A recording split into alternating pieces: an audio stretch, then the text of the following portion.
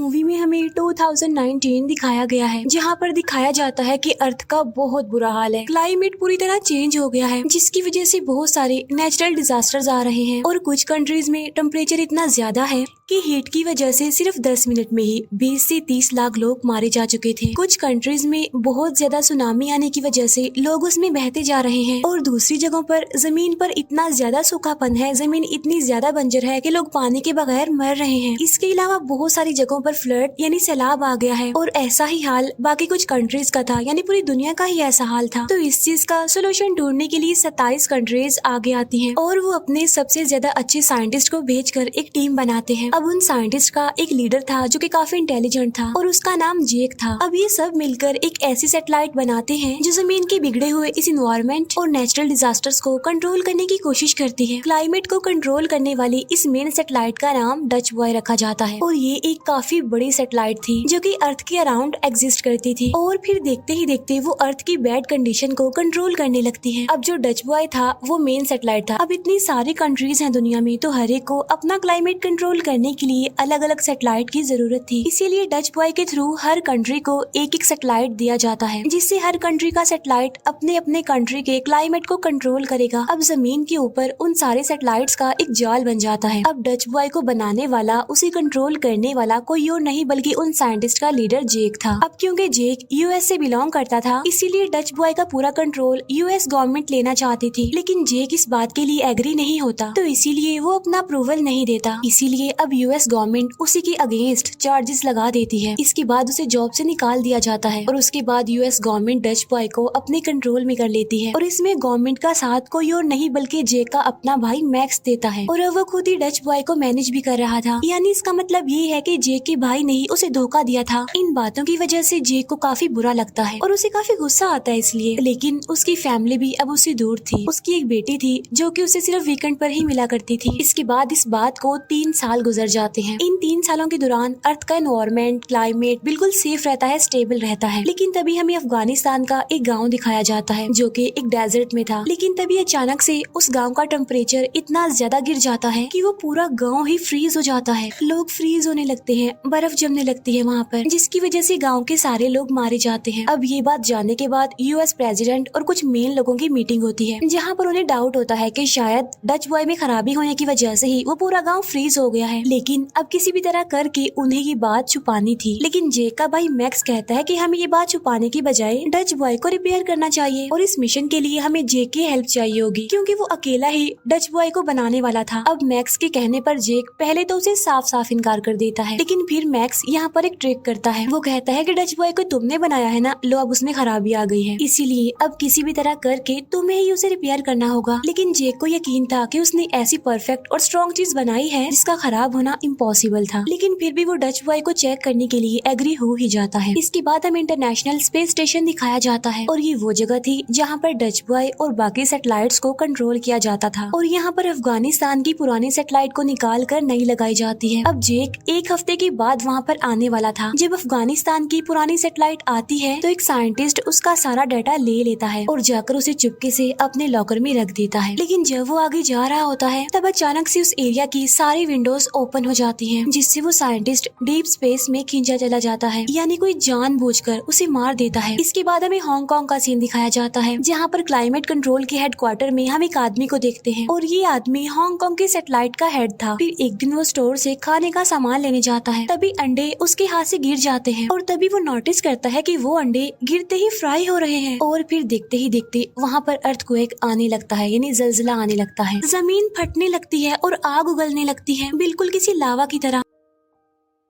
तब हांगकांग का वो हेड अपनी गाड़ी लेकर वहाँ से भागने की कोशिश करता है और जैसे जैसे वो भाग रहा होता है उसके पीछे की जमीन धंसती जा रही थी। वहाँ से निकलते निकलते वो सिटी से बाहर आ जाता है और आकर वो एक ब्रिज पर रुक जाता है और जब वो पीछे मुड़कर देखता है तो सारी बिल्डिंग्स नीचे गिर रही थी और देखते ही देखते वो पूरा शहर इस डिस्ट्रक्शन की लपेट में आ जाता है। हर तरफ तबाही मच जाती है, बचने का तो कोई चांस नजर ही नहीं आ रहा था। अब यहाँ पर हांगकांग का वो हेड चाइना का डच बॉय का सैटेलाइट एक्सेस करना चाहता था, लेकिन उसकी एक्सेस पर डिनाई डिनाइड आ जाता है, जिसकी वजह से वो लॉगिन नहीं हो पाता। तब वो जल्दी से मैक्स को कॉल करके इस बारे में इन्फॉर्म करता है, और जब मैक्स लॉगिन करने की कोशिश करता है तो उसकी एक्सेस भी डिनाइड आ जाती है। यानी इसका मतलब साफ था कि उनका पूरा सिस्टम किसी ने हैक कर लिया था, जिसके बाद सबकी एक्सेस ब्लॉक कर दी गई। फिर हांगकांग का हेड मैक्स को कहता है कि अगर इसी तरह क्लाइमेट चेंज होता रहा और नेचुरल डिजास्टर्स आते रहे तो लास्ट में जियोस्टॉर्म आ जाएगा। जियोस्टॉर्म यानी ऐसा दिन जब पूरी दुनिया तबाह हो जाएगी। और तभी उस हेड के ऑफिस में कुछ लोग आ जाते हैं। तब ये देखकर वो हांगकांग का हेड कहीं पर छुप जाता है, और जो लोग वहाँ पर आते हैं वो उसके लैपटॉप से सारी इन्फॉर्मेशन ले लेते हैं। और ये देखकर वो हेड समझ जाता है कि कोई तो इंसान ऐसा है जो डच बॉय पर एक्सेस करके उसे हैक कर रहा है। अब यहाँ पर मैक्स वहीं पर काम करने वाली एक हैकर की हेल्प से ये चीज चेक करने के लिए उसे कहता है कि किसने इलीगली डच बॉय को एक्सेस कर लिया है, उसे हैक कर रहा है। वहाँ पर मैक्स की एक फ्रेंड भी थी जो कि एक एजेंट थी। फिर दूसरी तरफ जेक अपने मिशन के लिए बिल्कुल रेडी था। अपनी बेटी को वो उसकी मदर के पास छोड़कर अपने मिशन के लिए निकल जाता है, और वो सक्सेसफुली इंटरनेशनल स्पेस स्टेशन यानी अर्थ की ऑर्बिट में आ जाता है। यहाँ पर जेक को 3 टास्क दिए जाते हैं। सबसे पहला ये कि जो साइंटिस्ट स्पेस स्टेशन में मर गया था उसकी इन्वेस्टिगेशन करना, फिर दूसरा ये कि अफगानिस्तान में जो एक्सीडेंट हुआ था उसकी इन्वेस्टिगेशन करना, और तीसरा हांगकांग में होने वाले एक्सीडेंट की इन्वेस्टिगेशन करना। वो कुछ लोगों से मीटिंग करता है और ये सारी बातें क्लियर करता है। फिर वो हर कंट्री के सैटेलाइट को पर्सनली स्कैन करता है कि अगर उसमें कोई ग्लिच आ गई हो तो उसे रिप्लेस कर दिया जाए। अब टोटल 1000 से भी ज्यादा सैटेलाइट्स थी। फिर आगे जाकर उसे पता चलता है कि इस सारे मिशन का हेड कोई और नहीं बल्कि उसका भाई मैक्स है, और हर रोज उसे सारी इन्फॉर्मेशन देनी है। अब जेक को ये बात काफी बुरी लगती है, जिसकी वजह से दोनों भाइयों में कुछ प्रॉब्लम्स होने लगती हैं। इसके बाद जेक अपनी इन्वेस्टिगेशन शुरू कर देता है, यानी अपनी पहली इन्वेस्टिगेशन उस साइंटिस्ट के बारे में जो मर गया था। यहाँ पर उसे पता चलता है कि वो एक्सीडेंट किसी ने जानबूझकर करवाया था, और डीप स्पेस में जाने से पहले उस साइंटिस्ट के हाथ में एक हार्ड डिस्क थी जो अभी भी उस स्पेस स्टेशन के एक हिस्से पर अटकी हुई है। तब जेक और स्टेशन कमांडर अपनी जान पर खेलकर उस हार्ड डिस्क को लेने जाते हैं, और यहाँ पर उन्हें पता चलता है कि जो एक्सीडेंट हांगकांग और अफगानिस्तान में हुआ था वो सैटेलाइट में खराबी की वजह से नहीं बल्कि किसी ने जानबूझकर ऑर्डर्स दिए थे सैटेलाइट को ऐसा करने के लिए। लेकिन उन्हें ये पता नहीं चल पाता कि आखिर ये कर कौन रहा है, इसके पीछे है कौन। फिर हांगकांग का हेड वहाँ से निकलकर न्यूयॉर्क आ जाता है, और वो मैक्स को मिलने के लिए कहता है ताकि वो पूरे मैटर की इन्फॉर्मेशन उसे दे सके। वो मैक्स को मिलने के लिए एक जगह पर बुलवाता है, जहाँ पर मैक्स अपनी फ्रेंड यानी उस एजेंट के साथ जाता है। मैक्स और उसकी फ्रेंड वो दोनों ही हांगकांग के हेड को देख लेते हैं, जो कि रोड की दूसरी साइड पर खड़ा होता है। लेकिन जैसे ही वो क्रॉस करने लगता है तो उसके पीछे खड़ा हुआ एक आदमी उसे धक्का दे देता है, जिसकी वजह से हांगकांग का हेड एक गाड़ी से टकरा जाता है। लेकिन मरने से पहले वो एक पार्टिकुलर प्रोजेक्ट के बारे में मैक्स को बता देता है। दूसरी तरफ जेक और स्टेशन कमांडर उस हार्ड डिस्क का पूरा प्रोग्राम देख रहे होते हैं, जिससे उन्हें पता चलता है कि किसी ने इस सिस्टम में वायरस इंसर्ट कर दिया है, जो अलग अलग कंट्रीज के सैटेलाइट्स को ऑर्डर दे रहा है और उनके क्लाइमेट को चेंज कर रहा है, जिसकी वजह से जमीन दोबारा से तबाही की तरफ जा रही है। अब जेक मैक्स को मैसेज भिजवाता है कि अर्जेंटली मीटिंग करनी है, यानी जो कुछ भी हो रहा है उसके बारे में इन्फॉर्म करने के लिए। और यहाँ पर जेक मैक्स को सारी बात बता देता है कि किसी ने सिस्टम में वायरस डाल दिया है, इसीलिए डच बॉय जानबूझकर सैटेलाइट्स को ऑर्डर दे रहा है, जिसकी वजह से अलग अलग कंट्रीज लाइक अफगानिस्तान और चाइना में वेदर बिगड़ गया है। यानी कोई डच बॉय को बिल्कुल किसी वेपन की तरह यूज करके तमाम कंट्रीज को खत्म करना चाहता है। और कोई स्पेस स्टेशन का आदमी भी इसमें मिला हुआ है, और वही है जो डच बॉय में वायरस का प्रोग्राम इंसर्ट करता है, और उसको ऑर्डर देने वाला जरूर कोई ना कोई बड़ी अथॉरिटी का आदमी है, और वो कोई और नहीं बल्कि मैक्स के सीनियर्स में से कोई एक है। अब वो या तो मैक्स का बॉस हो सकता है या फिर प्रेसिडेंट। ये सुनकर मैक्स कहता है कि भला प्रेसिडेंट ऐसा क्यों करना चाहेगा, जिस पर जे कहता है क्योंकि डच बॉय वेपन की तरह यूज हो रहा है, और वो सिर्फ उन्हीं कंट्रीज को टारगेट कर रहा है जो आज के जमाने में काफी सक्सेसफुल हैं, और आने वाले टाइम में ये कंट्रीज काफी इम्प्रूव करेंगी और काफी सक्सेसफुल होंगी, और उनकी इकोनॉमी भी काफी अच्छी होगी। इसीलिए अब ये सब कुछ जानने के बाद मैक्स उस हैकर की हेल्प से उस सारे प्रोजेक्ट के बारे में इंफॉर्मेशन निकालता है जो कि उसे हांगकांग के हेड ने बताई थी, जहाँ पर उसे कुछ फाइल्स मिल जाती हैं,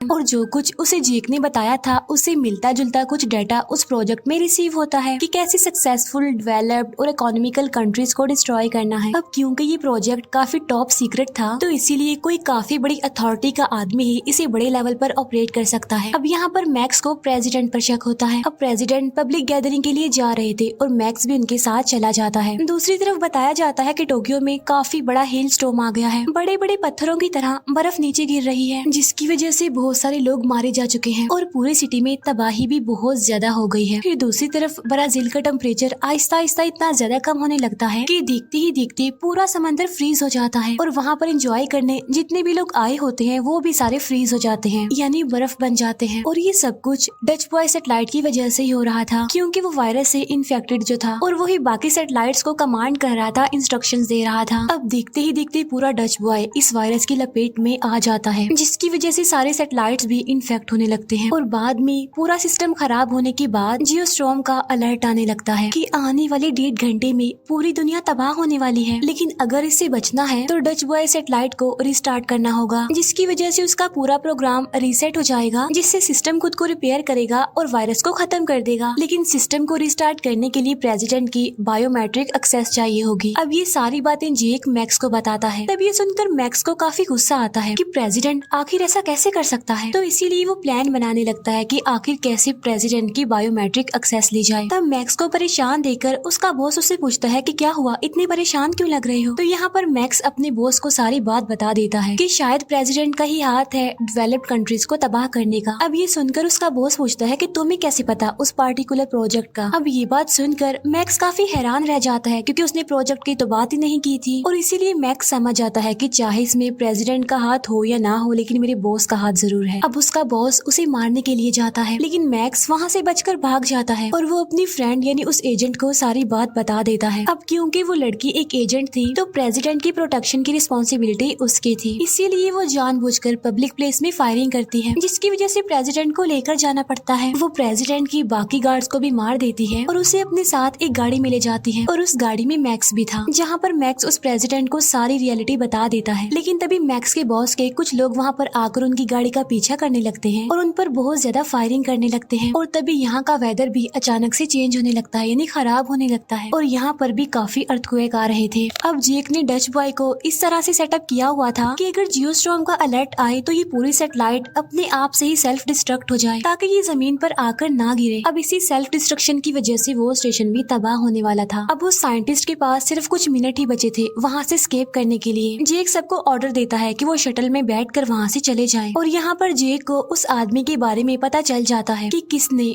डच बॉय में वायरस को इंसर्ट किया था। असल में ये उन्हीं की टीम का एक मेंबर था जो कि स्टेशन कमांडर था, और ऐसा करने के लिए उसे बहुत सारे पैसे मिले थे। यहाँ पर जेक और उसके बीच काफी फाइट होती है, जिसमें बाय मिस्टेक वो स्टेशन कमांडर एक बटन प्रेस कर देता है, जिसकी वजह से स्पेस स्टेशन की इस सेक्शन की विंडोज खुल जाती हैं, जिससे वो लड़का डीप स्पेस में चला जाता है। अब यहाँ पर जेक भी बाहर जाने ही वाला होता है कि तभी वहाँ पर उसके साथी यानी स्टेशन कमांडर आकर उसे बचा लेती है। Dutch boy out of control हो जाता है, जिसकी वजह से पूरी दुनिया में तबाही होने लगती है और इस तबाही में सुनामी आ गया था। मुंबई में काफी बड़ा तूफान आ जाता है। मीनवाइल मैक्सिको में हीट वेव आ जाती है। वो सारे साइंटिस्ट शटल में बैठकर जमीन पर आने वाले थे, लेकिन जेक जो कि जाने के लिए तैयार नहीं था, तब स्टेशन कमांडर वहाँ पर आकर उसकी हेल्प करती है। दूसरी तरफ मैक्स और उसके बॉस की लड़ाई में प्रेसिडेंट की वजह से मैक्स का बॉस पकड़ा जाता है और यहाँ पर वो सारी बात रिवील करता है कि आखिर उसने ऐसा क्यों किया। वो बताता है कि मैं प्रेसिडेंट बनना चाहता था, क्योंकि इस पूरे एक्सीडेंट की रिस्पॉन्सिबिलिटी प्रेसिडेंट पर आती, जिसकी वजह से प्रेसिडेंट को निकाल दिया जाता और उसकी जगह मैं प्रेसिडेंट बन जाता। इसके बाद उसे अरेस्ट कर लिया जाता है। इसके बाद जो प्रेसिडेंट थे वो अपने बायोमेट्रिक से डच बॉय को रिस्टार्ट कर देते हैं। रिस्टार्ट होने के बाद सिस्टम उस वायरस को डिस्ट्रॉय कर देता है, जिसकी वजह से देखते ही देखते सारी सिचुएशन ठीक होने लगती है और जितनी भी नेचुरल डिजास्टर्स हो रही थी वो अपने आप से ही बंद हो जाती हैं। लेकिन उनका स्पेस स्टेशन अभी डिस्ट्रॉय होने वाला था, जिसमें अभी तक जेक और वो स्टेशन कमांडर थे वो एक पुराने सैटेलाइट में छुप जाते हैं। इसके बाद पूरा स्टेशन डिस्ट्रॉय हो जाता है और अब वो डीप स्पेस में जाने लगते हैं। उन्हें कुछ पता नहीं था कि वो कहाँ पर लैंड करेंगे, जमीन पर पहुँचेंगे भी या फिर नहीं। लेकिन तभी उनका एक साइंटिस्ट वापस आता है और वो उनके सैटेलाइट को अपने स्पेसशिप से अटैच कर देता है और उन दोनों को सही सलामत बचा लेता है और अब ये दोनों सक्सेसफुली जमीन पर आ जाते हैं। इसके बाद एक और स्पेस स्टेशन बनाया जाता है, जिसका इंचार्ज जेक को बनाया जाता है और उसे उसकी जॉब भी वापस दे दी जाती है।